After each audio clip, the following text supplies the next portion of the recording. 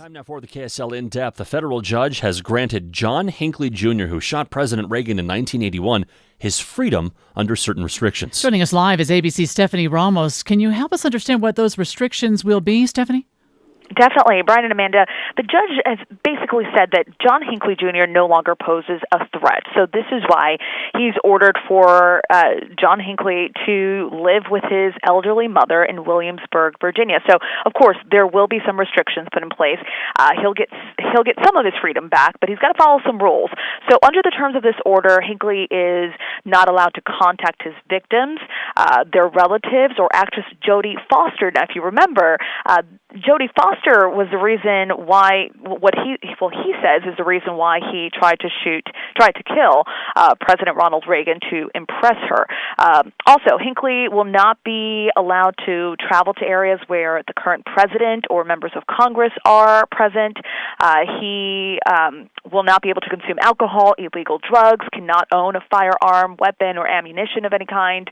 But the judge did say that Hinckley could be allowed to live on his own or in a group home after 1 year, but he will be monitored as soon as he's released, which could be as early as next week. That's quite a list of restrictions. I know that, for the past, 10, maybe even 15 years, there's been talk of Hinckley being able to, possibly get out of this facility that he's been kept in.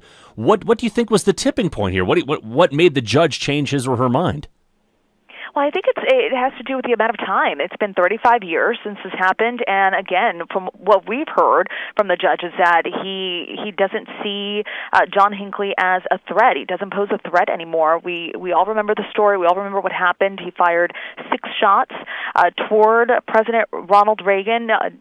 Didn't hit him directly, but a bullet ricocheted off the side of the limo there, hit him in the chest. His press secretary, James Brady, was shot in the head but survived, and also a police officer and Secret Service agent there on the scene. Again, 35 years ago. So it just seems as though the judge, it's unclear of the details of why this was revisited, but it seems as though the judge says he's no longer a threat, so he can go and live with his mother, his elderly mother, who's about 90 years old, but he will be monitored. And his siblings, his older siblings, have said that they will also keep a close eye on him. Have we heard anything from Jodie Foster or anyone else who was involved in that tragic shooting that day?